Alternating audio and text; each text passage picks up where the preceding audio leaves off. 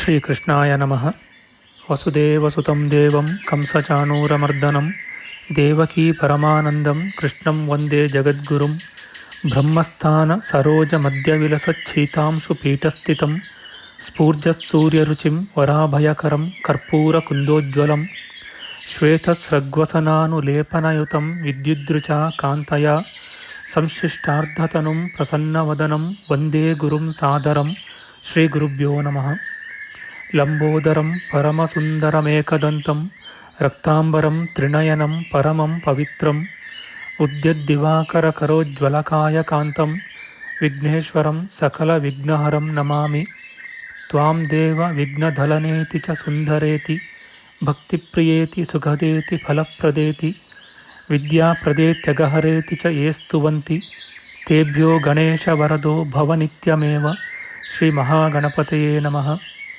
ಯಾ ಕುಂದೇಂದು ತುಷಾರಹಾರಧವಳ ಯಾ ಶುಭ್ರವಸ್ತ್ರಾವೃತ ಯಾ ವೀಣಾ ವರದಂಡಮಂಡಿತಕರ ಯಾ ಶ್ವೇತಪದ್ಮಾಸನ ಯಾ ಬ್ರಹ್ಮಾಚ್ಯುತಶಂಕರಪ್ರಭೃತಿಭಿಃ ದೇವೈಃ ಸದಾ ವಂದಿತಾ ಸಾ ಮಾಂ ಪಾತು ಸರಸ್ವತೀ ಭಗವತಿ ನಿಶ್ಶೇಷಜಾಡ್ಯಾಪಃ. ಶ್ರೀ ಸರಸ್ವತ್ಯೇ ನಮಃ. ವೇದಾರ್ಥತತ್ವವಿಶದೀಕರಣೇನ ಪುಂಸಾಂ ಉಚ್ಚೈರ್ಗತಿಂ ಜಗತಿ ಯೋ ದಯಯಾ ವಿಧಾತುಂ ರಮ್ಯಾಂ ಪುರಾಣಪದವೀಂ ಪ್ರಣಿನಾಯ ತಸ್ಮೈ ಲೋಕೇಶವೈಭವಪುಷೇ ಋಷಯೇ ನಮಸ್ತಾತ್. ತಸ್ಮೈ ವ್ಯಾಸಾಯ ಮುನಯೇ ಸರ್ವಜ್ಞಾಯ ಮಹರ್ಷಯೇ ಪಾರಾಶರ್ಯಾಯ ಶಾಂತಾಯ ನಮೋ ನಾರಾಯಣಾತ್ಮನೇ. ಶ್ರೀವ್ಯಾಸಾಯ ನಮಃ. ನಾರಾಯಣಂ ನಮಸ್ಕೃತ್ಯ ನರಂ ಚೈವ ನರೋತ್ತಮಂ ದೇವೀಂ ಸರಸ್ವತೀಂ ವ್ಯಾಸಂ ತತೋ ಜಯಮುದೀರಯೇತ್. ಕನಕರುಚಿದುಕೂಲಃ ಕುಂಡಲೋಲ್ಲಾಸಿಗಲ್ಲಃ ಶಮಿತಭುವನಭಾರಃ ಕೋಪಿ ಲೀಲಾವತಾರಃ ತ್ರಿಭುವನಸುಖಕಾರಿ ಶೇಷಶಾಯೀ ಮುಕುಂದೋ ಪರಿಕಲಿತರಮಾಂಗೋ ಮಂಗಲಂ ನಸ್ತನೋತು. ನಮಾಮಿ ಗೋವಿಂದಪದಾರವಿಂದಂ ಸದೇಂದಿರಾನಂದನಮುತ್ತಮಾಡ್ಯಂ ಜಗಜ್ಜನಾನಾಂ ಹೃದಿ ಸನ್ನಿವಿಷ್ಟಂ ಮಹಾಜನೈಕಾಯನಮುತ್ತಮೋತ್ತಮಂ. ನಮಸ್ತೆ ಚಕ್ರಹಸ್ತಾಯ ಶಾಂಗಹಸ್ತಾಯ ತೇ ನಮಃ. ನಂದಹಸ್ತಾಯ ತೇ ವಿಷ್ಣೋ ಶಂಖಹಸ್ತಾಯ ತೇ ನಮಃ. ಓಂ ನಮೋ ವಾಸುದೇವಾಯ ನಮಃ ಸಂಕರ್ಷಣಾಯ ಚ ಪ್ರದ್ಯುಮ್ನಾಯ ನಮಸ್ತುಭ್ಯಂ ಅನಿರುದ್ಧಾಯ ತೇ ನಮಃ. ದಂಷ್ಟ್ರಾಗ್ರೇಣೋ ಧೃತಾ ಗೌರು ದಧಿಪರಿವೃತಾ ಪರ್ವತೈರ್ನಿಮ್ನಗಾಭಿಃ ಸಾಕಂ ಮೃತ್ಪಿಂಡವದ್ಬೃಹದುರ್ವಪುಷಾನಂತರೂಪೇಣ ಯೇನ ಸೋಯಂ ಕಂಸಾಸುರಾರಿರ್ಮುರನರಕದಶಾಸ್ಯಾಂತಕೃತ್ಸರ್ವಸಂಸ್ಥಃ ಕೃಷ್ಣೋ ವಿಷ್ಣುಃಸುರೇಶೋ ನುದತು ಮಮ ರಿಪೂನ್ ಆದಿದೇವೋ ವರಾಹಃ. ನಮಸ್ತಸ್ಮೈ ವರಾಹಾಯ ಲೀಲಯೋದ್ಧರತೆ ಮಹೀಂ ಖುರಮಧ್ಯಗತೋ ಯಸ್ಯ ಮೇರುಖಣಖಣಾಯತೆ. ಶ್ರೀ ವರಾಹಮೂರ್ತಯೇ ನಮಃ. ಪ್ರಿಯ ಬಾಂಧವರೇ, ನಮ್ಮ ಈ ಶ್ರೀ ಲಾಲೀಕೃಷ್ಣ ಚಾನಲ್ಗೆ ಸ್ವಾಗತ. ಹಿಂದಿನ ವಿಡಿಯೋದ ಮುಂದುವರಿದ ಭಾಗವಾದ ಇಂದಿನ ವಿಡಿಯೋದಲ್ಲಿ ನಾವು ಶ್ರೀ ವರಾಹ ಮಹಾಪುರಾಣದ 122ನೆಯ ಅಧ್ಯಾಯದ ದ್ವಿತೀಯ ಭಾಗದ ವಿಚಾರ ಮಾಡೋಣ. ಈ ಅಧ್ಯಾಯದಲ್ಲಿ ಕೋಕಾಮುಖ ಕ್ಷೇತ್ರ ಮಹಿಮೆ, ಮತ್ಸ್ಯ ಚಿಲ್ಲಿಗಳಾಗಿದ್ದು ಕೋಕಾಮುಖ ಕ್ಷೇತ್ರ ಮರಣದಿಂದ ಶಕರಾಜ ರಾಣಿಯರಾಗಿ ಜನಿಸಿದವರ ಕಥೆಯ ವಿಚಾರ ಮಾಡೋಣ. ಶ್ರೀಕೃಷ್ಣಾಯ ನಮಃ. ಶ್ರೀ ವರಾಹಮೂರ್ತಿಯು ಹೇಳುತ್ತಾನೆ, ಶುಭೆ, ರೋಗಗಳನ್ನರಿತು ಚಿಕಿತ್ಸೆ ಮಾಡುವುದರಲ್ಲಿ ಚತುರರಾದ ಹಲವಾರು ವೈದ್ಯರು ಔಷಧವನ್ನು ಪ್ರಯೋಗಿಸಿದರೂ ತಲೆನೋವು ಹೋಗಲೇ ಇಲ್ಲ. ಹಾಗೆಯೇ ಬಹುಕಾಲವೂ ಕಳೆಯಿತು. ವಿಷ್ಣು ಮಾಯೆಯಿಂದ ಮೋಹಿತನಾದ ಆ ರಾಜಕುಮಾರನು ತಾನಾರೆಂಬುದೇ ಮೊದಲಾದುವನ್ನು ಅರಿಯಲಿಲ್ಲ. ರಹಸ್ಯ ವಿಚಾರವುಳ್ಳ ಆ ರಾಜರಾಣಿಯರ ಪೂರ್ವ ಪುಣ್ಯ ಸುಖಾನುಭವದ ಆ ಕಾಲವು ಪೂರ್ಣವಾಗುತ್ತಾ ಬರಲು ಆ ದಂಪತಿಗಳ ಮತ್ತು ವೈದ್ಯರ ವೃತ್ತಾಂತವು ಲೋಕದಲ್ಲಿ ಹರಡಿ ಎಲ್ಲರಿಗೂ ಕುತೂಹಲವನ್ನುಂಟು ಮಾಡಿತು. ದೊರೆಯು ಶಿರೋವೇದನೆಯುಳ್ಳವನಾಗಿದ್ದರೂ ಪರಸ್ಪರ ಪ್ರೀತಿಯಿಂದ ಬಂಧಿತರಾಗಿ ಒಂದಾಗಿದ್ದ ಆ ದಂಪತಿಗಳು ಒಬ್ಬರನ್ನೊಬ್ಬರು ಎಲ್ಲೂ ಎಂದೂ ಅಗಲಿರಲಿಲ್ಲ.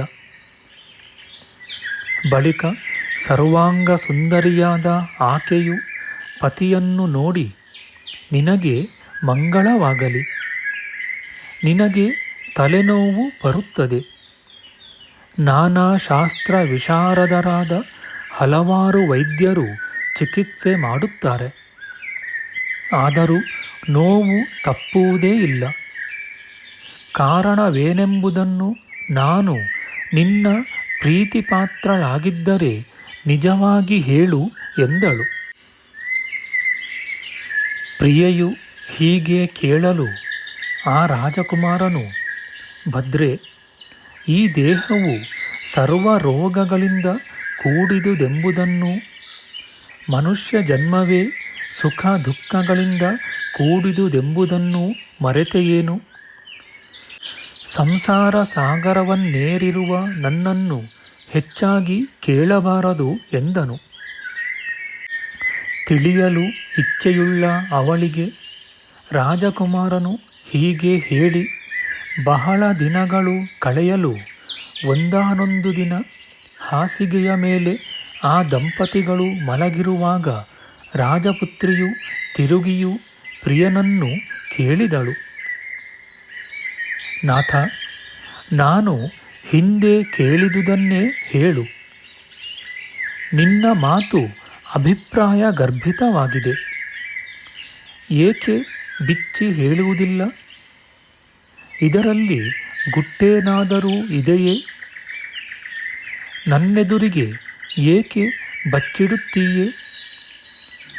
ನಾನು ನಿನಗೆ ಪ್ರಿಯೆಯಾಗಿದ್ದರೆ ಅವಶ್ಯವಾಗಿ ಹೇಳಬೇಕಲ್ಲವೇ?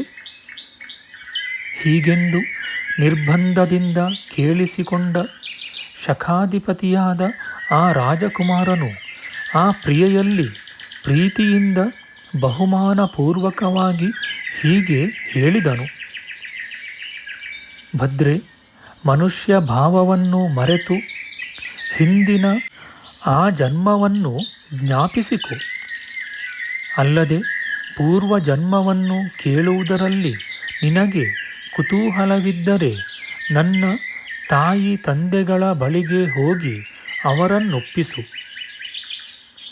ಮಂದಹಾಸೆ, ಮಾನಾರ್ಹರೂ ನನ್ನನ್ನು ಜಠರದಲ್ಲಿ ಧರಿಸಿದವರೂ ಆದ ಅವರನ್ನು ತಕ್ಕಂತೆ ಗೌರವಿಸಿ ಅವರ ಅಪ್ಪಣೆಯನ್ನು ಮುಂದಿಟ್ಟುಕೊಂಡು ಕೋಕಾಮುಖಕ್ಕೆ ಹೋಗಿ ಬಳಿಕ ಹೇಳುವುದರಲ್ಲಿ ಸಂಶಯವಿಲ್ಲ. ಆರ್ಯೆ, ದೇವತೆಗಳಿಗೂ ತಿಳಿಯಲು ಕಷ್ಟವಾದ ನನ್ನ ಪೂರ್ವಜನ್ಮದ ಸಮಾಚಾರವನ್ನು, ಎಲ್ಲ ಚರಿತ್ರೆಯನ್ನು ಅಲ್ಲಿ ನಿನಗೆ ಹೇಳುವೆನು. ಬಳಿಕ ಆ ಮಂಗಳಾಂಗಿಯು ಅತ್ತೆ ಮಾವಂದಿರ ಮುಂದೆ ಹೋಗಿ ಅವರ ಕಾಲುಗಳನ್ನು ಹಿಡಿದುಕೊಂಡು ವಂದಿಸಿ ಅವರನ್ನು ನೋಡಿ ಮುಂದಿನ ಮಾತುಗಳನ್ನು ಆಡಿದಳು. ಸ್ವಲ್ಪ ವಿಜ್ಞಾಪಿಸಲು ಬಯಸುತ್ತೇನೆ, ತಾವು ಲಾಲಿಸಬೇಕು. ನಿಮ್ಮ ಅನುಮತಿಯನ್ನು ಮುಂದಿಟ್ಟುಕೊಂಡು ದಂಪತಿಗಳಾದ ನಾವಿಬ್ಬರೂ ಕೋಕಾಮುಖ ಕ್ಷೇತ್ರಕ್ಕೆ ಹೋಗಬೇಕೆಂದು ಬಯಸುತ್ತೇವೆ. ಕಾರ್ಯ ಗೌರವ ಭಾವದಿಂದ ಹೇಗಾದರೂ ತಾವು ನಮ್ಮನ್ನು ತಡೆಯಬಾರದು. ಇದುವರೆಗೂ ಗುರುಗಳಾದ ತಮ್ಮನ್ನು ಯಾವಾಗಲೂ ಏನನ್ನೂ ನಾನು ಬೇಡಿಲ್ಲ. ತಮ್ಮೆದುರಿಗೆ ನಾನು ಬೇಡಿರುವುದನ್ನು ದಯಪಾಲಿಸಬೇಕು. ತಮ್ಮ ಕುಮಾರನು ಯಾವಾಗಲೂ ತಲೆನೋವುಳ್ಳವನಾಗಿರುವನು. ಮಧ್ಯಾಹ್ನ ಕಾಲದಲ್ಲಿ ಮೃತನಂತಾಗುವನು. ನೋವು ಅಪರಿಹಾರ್ಯವಾಗಿದೆ. ತಲೆನೋವಿನಿಂದ ಪೀಡಿತನಾಗಿ ಸಕಲ ವಿಷಯ ಸುಖಗಳನ್ನು ಬಿಟ್ಟಿರುವನು. ಕೋಕಾಮುಖಕ್ಕೆ ಹೋದಲ್ಲದೆ ಈ ಕಷ್ಟವು ಪರಿಹಾರವಾಗುವುದಿಲ್ಲ. ಈ ಪರಮ ರಹಸ್ಯವನ್ನು ನಾನು ಹಿಂದೆಂದೂ ತಮಗೆ ಹೇಳಲಿಲ್ಲ. ವಿಷ್ಣುವಿನ ಆ ಪರಮಸ್ಥಾನಕ್ಕೆ ಬೇಗನೆ ಹೋಗಲು ಇಚ್ಛಿಸುತ್ತೇವೆ. ದಂಪತಿಗಳಾದ ತಮಗೆ ಈ ವಿಚಾರವು ಅವಶ್ಯವಾಗಿ ಸಮ್ಮತವಾಗಲಿ. ಸೊಸೆಯ ಈ ಮಾತನ್ನು ಕೇಳಿ ಶಕಾಧಿಪತಿಯಾದ ದೊರೆಯು ಅವಳನ್ನು ಕೈಯಿಂದ ಮುಟ್ಟಿ ಮುದ್ದಿಸಿ ಮಗನನ್ನು ನೋಡಿ ಹೀಗೆ ಹೇಳಿದನು. ಮಗು, ಇದೇಕೆ ಕೋಕಾಮುಖಕ್ಕೆ ಹೋಗಲು ಬಯಸಿದೆ? ಆನೆ, ಕುದುರೆ, ಬಂಡಿ ಮೊದಲಾದ ವಾಹನಗಳನ್ನು, ಅಪ್ಸರ ಸ್ತ್ರೀಯರಂತಹ ವನಿತೆಯರನ್ನು, ಭಂಡಾರ ಕಣಜಗಳೊಡಗೂಡಿದ ಸಪ್ತಾಂಗವೆಲ್ಲವನ್ನೂ, ದ್ರವ್ಯ ಭಂಡಾರವನ್ನು, ನಿನಗಿರುವ ದೊರೆತನವನ್ನು, ಪ್ರಿಯವಾದ ಉತ್ತಮಾಸನವನ್ನು ತೆಗೆದುಕೋ.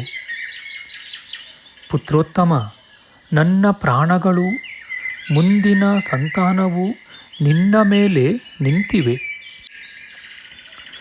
ರಾಜಪುತ್ರನು ತಂದೆಯ ಮಾತನ್ನು ಕೇಳಿ ಆತನ ಕಾಲುಗಳನ್ನು ಹಿಡಿದುಕೊಂಡು ವಿನಯದಿಂದ ಹೇಳಿದನು.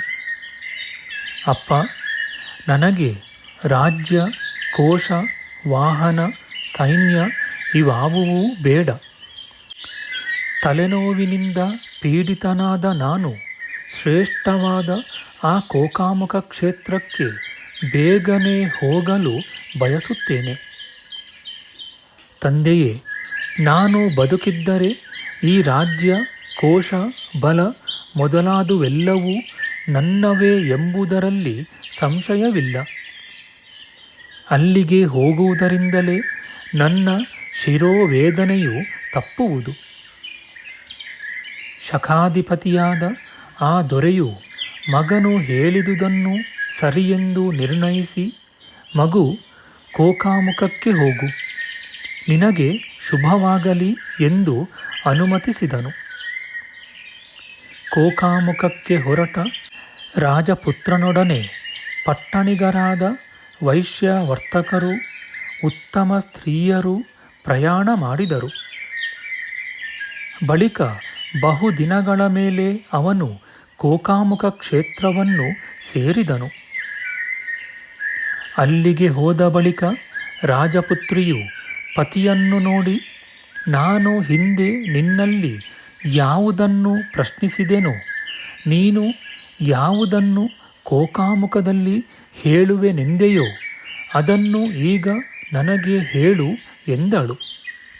ನಮ್ಮ ಮುಂದಿನ ವಿಡಿಯೋದಲ್ಲಿ ನಾವು ಶ್ರೀ ವರಾಹ ಮಹಾಪುರಾಣದ 122ನೆಯ ಅಧ್ಯಾಯದ ಉತ್ತರ ಭಾಗದ ವಿಚಾರ ಮಾಡೋಣ. ಆಧ್ಯಾತ್ಮಿಕ ಚರ್ಚೆ ಮತ್ತು ವಿಚಾರ ವಿನಿಮಯಕ್ಕಾಗಿ ಶುರು ಮಾಡಿದ ಈ ಚಾನಲ್ನಲ್ಲಿ ನಾವು ಅಪ್ಲೋಡ್ ಮಾಡುವ ಎಲ್ಲ ವಿಡಿಯೋಗಳನ್ನು ಸಂಪೂರ್ಣವಾಗಿ ನೋಡಿ ನಿಮ್ಮ ಸಲಹೆಗಳನ್ನು ಕಮೆಂಟ್ ಬಾಕ್ಸ್ನಲ್ಲಿ ಬರೆಯಿರಿ. ದಯವಿಟ್ಟು ಈ ಚಾನಲ್ಗೆ ಸಬ್ಸ್ಕ್ರೈಬ್ ಮಾಡಿ ಹಾಗೂ ಬೆಲ್ ಬಟನ್ ಒತ್ತಿ ನಾವು ಹಾಕುವ ಎಲ್ಲ ವಿಡಿಯೋಗಳನ್ನು ನೋಡಿ ಪ್ರೋತ್ಸಾಹಿಸಿ. ಕೃಷ್ಣಂ ನಾರಾಯಣಂ ವಂದೇ, ಕೃಷ್ಣಂ ವಂದೇ ವ್ರಜಪ್ರಿಯಂ, ಕೃಷ್ಣಂ ದ್ವೈಪಾಯನಂ ವಂದೇ, ಕೃಷ್ಣಂ ವಂದೇ ಭೃತಾಸುತಂ. ಶ್ರೀಕೃಷ್ಣಾಯ ನಮಃ.